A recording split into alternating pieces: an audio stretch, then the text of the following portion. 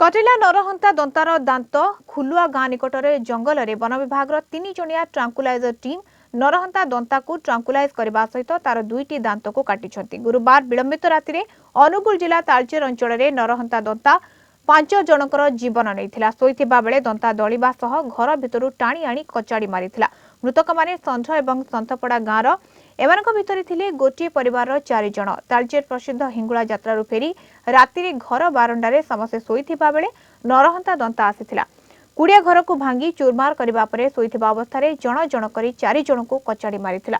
एठारे उत्पात करी फेरिबा रास्तारे हाथी हाबुड़े पड़ जाइथिले सन्थपड़ा गाँवर जणे वृद्ध तांकु भी दଳି देइथिला दंता। नरहंता दंता को शीघ्र धरिबा पई स्थानीय लोके दाबी करथिले।